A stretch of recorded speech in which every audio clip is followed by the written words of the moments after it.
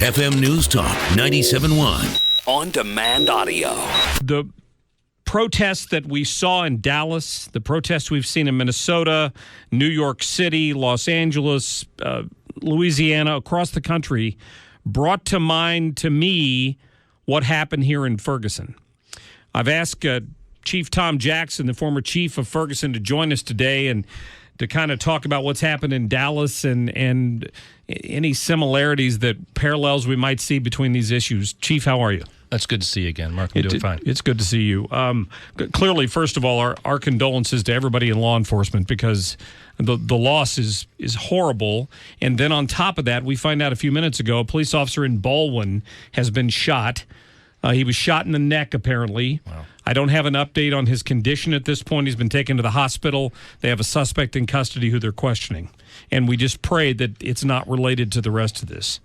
Yeah, it's just horrible. It's a horrible day. It was a horrible night. The law enforcement community is collectively in mourning right now over this. I've never seen anything like it in my lifetime. 9/11, we had lots of first responders and others killed, but this intentionally aiming at targeting a large number, a dozen police officers who were shot.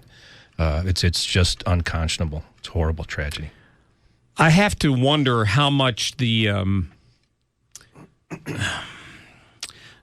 tenor of the discussion has encouraged this attitude toward police officers. It seems to me like when one of these situations happen, and I'm not saying that if indeed it was racially motivated, then that's never justified, but there's a tendency to jump to that conclusion immediately. And it happened in your town in Ferguson by the president long before any investigation had taken place, or long before we knew whether or not Darren Wilson had done anything wrong. I'll just to remind people, let me have you listen to this. But they want to make sure that the police are trained so they can distinguish between a gangbanger and a kid who just happens to be wearing a hoodie, but otherwise is a good kid and not doing anything wrong. That was the president commenting on Ferguson and invoking Trayvon Martin and these other past incidents. Yesterday in Dallas, prior to this shooting, there were people marching through the street. It was peaceful, chanting, "Hands up, don't shoot." So we hear it again, another connection to what we saw in the streets of Ferguson. Sure, and something that, again, was ultimately found not to be true. I think one of the big problems that we're having that's fomenting this in a large way is the fact that the narrative that's coming out of a lot of politicians and a lot of people with big audiences is that the police collectively around the country are targeting young black men to be killed. Each one of these shootings, an officer-involved shooting, is separate, has its own set of circumstances, and is no way connected to another. But the narrative is trying to make it seem like it's a big nationwide conspiracy. When really, if you look at it statistically, I think about a quarter of the people who die in encounters with police officers are African American. So it doesn't stand up as an argument, but that's the way it's been portrayed, and so that basically demonizes the police. And when you demonize someone, you can do anything to them. And that's what's happened to law enforcement, I think, around the country, is that they're being demonized by a large number of people with big voices. I saw where Chief Dotson has announced, as a result of this, that his officers will only go in patrols of 2 now, so they always have backup before they approach a scene. We've talked about the Ferguson effect before on law enforcement, that is, to second guess or hesitate when you get to the scene of something, whereas before they may not have, because they're not quite sure what they're going to encounter. Have you had any conversations with your fellow officers? Yes, about that? I have had some conversations about that, and a lot of officers, say I'm doing my job no matter what, but they're also very concerned about being the next YouTube sensation, about having their careers and reputations destroyed by the President of the United States or by the Attorney General for something they did on the job prior to any investigation occurring. Now, if it's a bad shooting, it's a bad shooting, and there's consequences for that. But let's find out.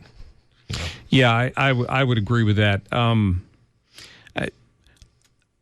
I think that what we started to see here, and I could be wrong, my analysis, no one else's, is that there was a movement toward a Ferguson-like response in the last couple of days prior to this happening last night. It appears people have kind of taken a step back since then. I'm not trying to draw any good came out of this shooting in Dallas. Don't take my comments the wrong way. But I felt a wave of that sentiment growing again in cities across America just before this incident happened in Dallas. You have to wonder when your leaders are making comments about police training. We have to train our police better.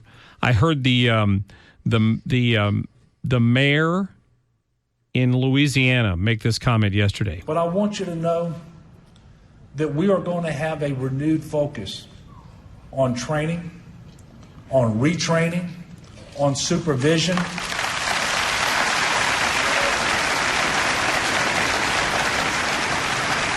Developing new standards of behavior where it is appropriate as we engage between law enforcement and citizens.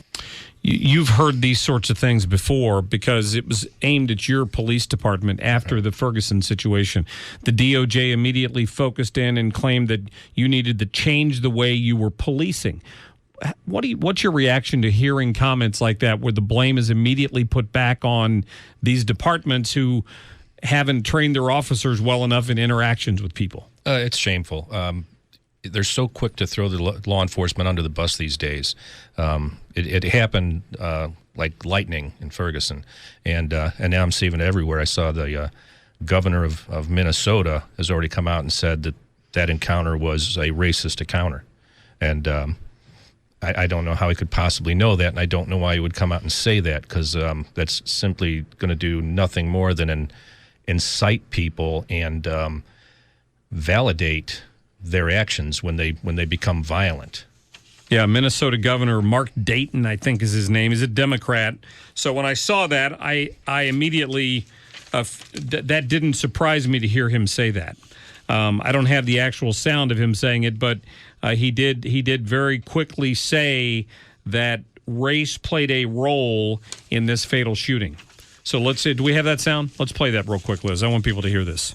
Would this have happened if those passengers, the driver and the passengers, were white? I don't think it would have. So that's the governor. This is prior to the shooting in Dallas. Right now we don't know who was behind this shooting. We know the name of the guy, but beyond that, a Black Power group has now come forward and claimed responsibility for these police killings and is warning of more assassinations. They have a Facebook page.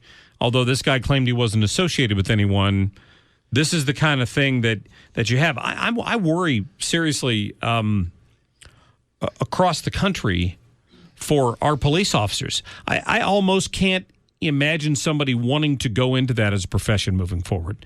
What do we do? I mean, without them, it's anarchy. Oh, absolutely. And it seems like there are a lot of people that want that, that thrive on the anarchy. These protests, they call them all peaceful protests, but when you're yelling death threats at the police, that's not peaceful to them, and that doesn't give them a good feeling of safety and encouragement from the community.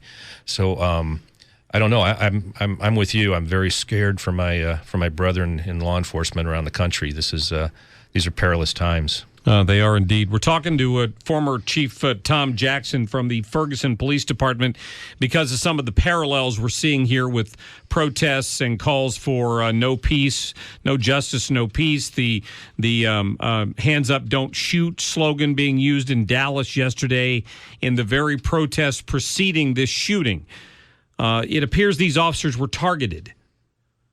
Someone knew they would be there in mass at this protest, and they laid in wait with a high-powered rifle and shot them. The president's already trying to link it to gun control.